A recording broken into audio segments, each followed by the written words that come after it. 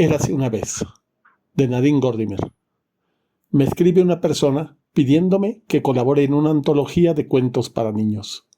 Contesto que no escribo cuentos para niños y vuelve a escribirme entonces diciéndome que en un reciente congreso, seminario, feria del libro, cierto novelista dijo que todo escritor debería escribir por lo menos un cuento para niños. Pienso en enviarle una tarjeta postal diciéndole que yo no acepto que deba escribir nada. Y luego anoche me desperté, o mejor dicho, algo que no supe precisar me despertó. Una voz en la cámara de resonancia del subconsciente, un sonido. Un crujido de esos que produce el peso de un pie tras otro sobre un suelo de madera. Escuché. Noté que los pabellones de mis orejas se dilataban a causa de la concentración. Otra vez el crujido. Estaba pendiente de él. Pendiente de oír si indicaba que los pies iban de habitación en habitación avanzando por el pasillo hasta mi puerta. No tengo blindaje de seguridad, ni pistola bajo la almohada, pero sí tengo los mismos temores que las personas que toman tales precauciones. Y los cristales de mis ventanas parecen de escarcha. Podrían hacerse añicos como una copa de vino. Una mujer fue asesinada, así lo expresaron, en pleno día en una casa que está a 2 manzanas de aquí, el año pasado. Y los fieros perros que guardaban a un viejo viudo y a su colección de relojes de pared murieron estrangulados antes de que a él le acuchillase un peón a quien había despedido sin pagarle. Yo tenía los ojos fijos en la puerta, representándomela en mi mente más que viéndola allí a oscuras. Permanecí echada y casi inmóvil, como víctima ya.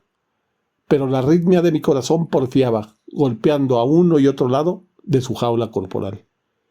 Qué bien afinados están los sentidos, aunque faltos de descanso y de sueño. Nunca habría podido escuchar con tal atención en el trajín del día. Estudiaba el más leve sonido, identificando y clasificando su potencial amenaza. Pero comprendí que no estaba amenazada, aunque tampoco a salvo. No era el peso de un cuerpo humano lo que presionaba el entarimado. El crujido procedía de un abarquillamiento, de un epicentro de tensión. En mitad de ella estaba yo. La casa que me envuelve mientras duermo fue construida sobre un terreno minado. Muy por debajo de donde quedan mi cama, el suelo y los cimientos, los escalones y galerías de las minas de oro han perforado la roca, y si un frontón tiembla, se desprende y cae. 1000 metros más abajo.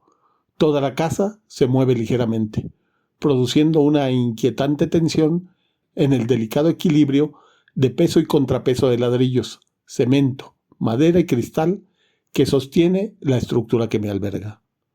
Los inarmónicos latidos de mi corazón se fueron moderando como los amortiguados últimos floreos de uno de los xilófonos de madera que hacen los mineros transhumantes de Chopi y Songa, que podían haber estado allá abajo, en aquel momento, debajo de mí, en el interior de la tierra.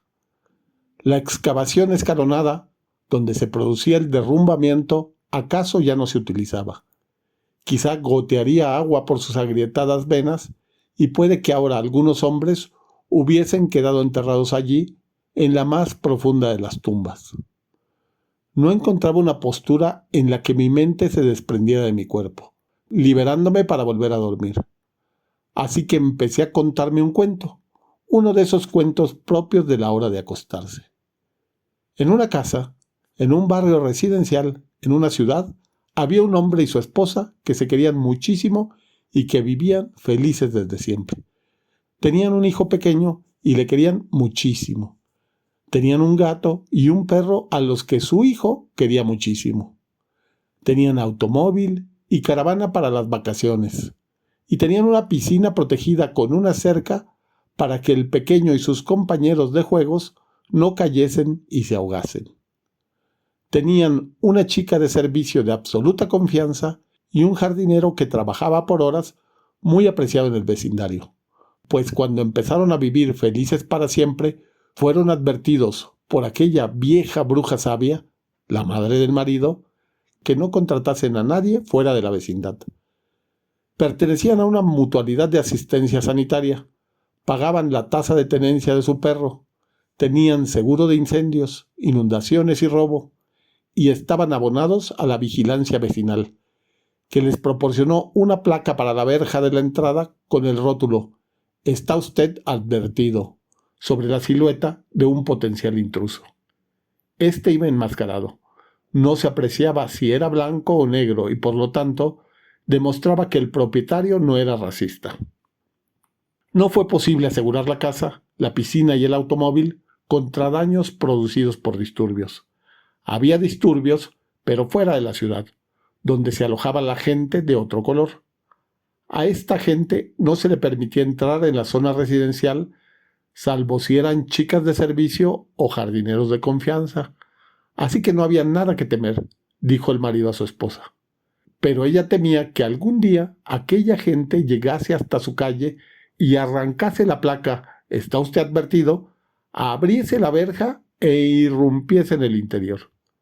«Bobadas, querida», dijo el marido. «Hay policías y soldados y gases lacrimógenos y armas para mantenerlos a distancia».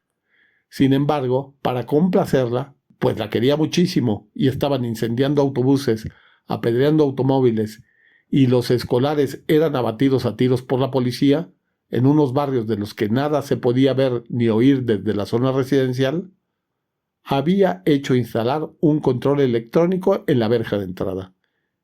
Quienquiera que desdeñase el rótulo «Está usted advertido» y tratase de abrir la verja, tendría que anunciar sus intenciones apretando un botón y hablando a través de un micrófono conectado a la casa. El hijo del matrimonio estaba fascinado por el aparato y lo utilizaba como walkie-talkie cuando jugaba a policías y ladrones con sus amiguitos.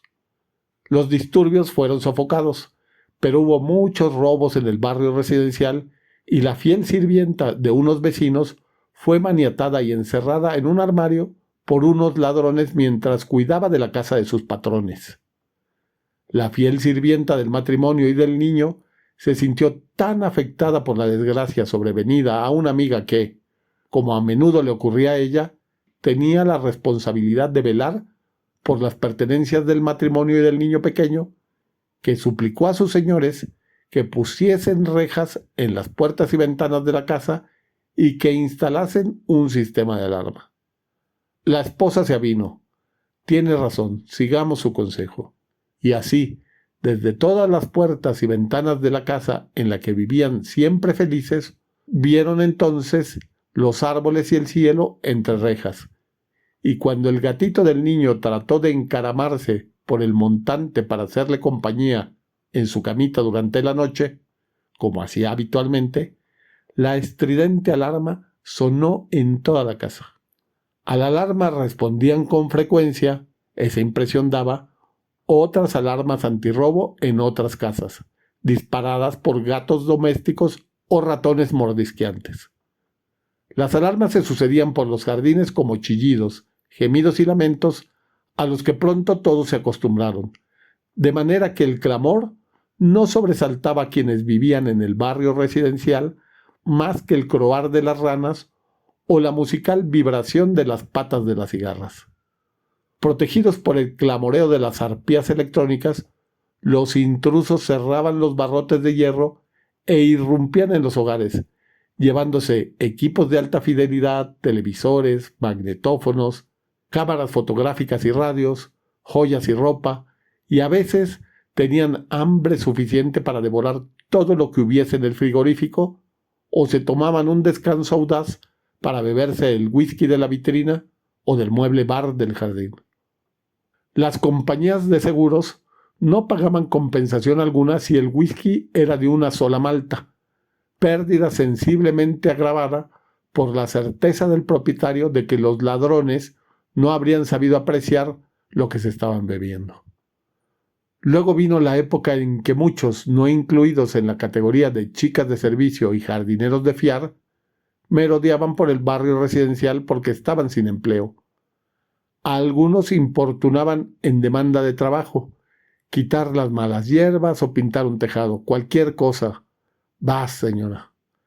Pero el marido y su esposa recordaban la advertencia acerca de que no contratasen a nadie de fuera del vecindario. Algunos bebían alcohol y ensuciaban la calle, tirando las botellas vacías. Otros pedían limosna, aguardando a que el marido o su esposa saliese con el coche por la puerta de la verja electrónicamente accionada.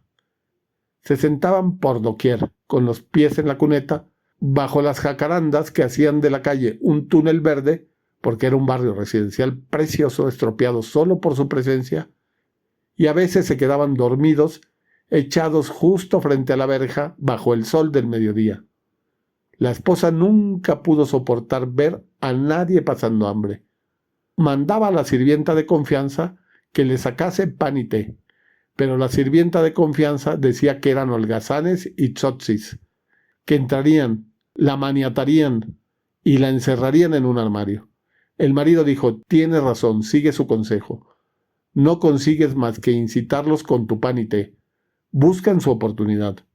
Y cada noche retiraba del jardín el triciclo del niño y lo guardaba dentro de la casa, pues si bien esta era desde luego segura, una vez todo bien cerrado y conectada la alarma, cabía no obstante la posibilidad de que alguien saltase por el muro o por la verja electrónicamente cerrada y penetrara en el jardín. Tienes razón, asintió la esposa. Así que el muro debía ser más alto. Y la vieja bruja sabia, la madre del marido, pagó los ladrillos adicionales como regalo de Navidad a su hijo y a su esposa. Al pequeño le regaló un traje espacial y un libro de cuentos de hadas. Pero cada semana había noticias de más allanamientos, a pleno día y en la oscuridad de la noche, de madrugada e incluso en el delicioso crepúsculo veraniego. A una familia le vaciaron los dormitorios del piso de arriba mientras cenaba en la planta baja. El marido y la esposa, conversando un día sobre el último robo a mano armada ocurrido en el barrio residencial, se distrajeron al ver al gatito de su hijo encaramarse sin esfuerzo por el muro de más de 2 metros y descender después, primero con un rápido braceo de sus patas anteriores, extendidas por la superficie vertical, y luego con un grácil impulso para aterrizar en el jardín, sacudiendo la cola como un látigo. En la cara encalada del muro se veía la marca de las idas y venidas del gato, y en el lado que daba a la calle había marcas más grandes, color de tierra, que bien pudieran haber dejado las maltrechas zapatillas deportivas que llevan los vagabundos desempleados, cuyo propósito no sería en absoluto inocente. Cuando el marido, la esposa y el pequeño sacaban al perro a dar su paseo por las calles vecinas, ya no se detenían a admirar un rosal en flor o un césped perfecto, ocultos como estaban ahora por un despliegue de diferentes variedades de cercas de seguridad, muros y otras defensas.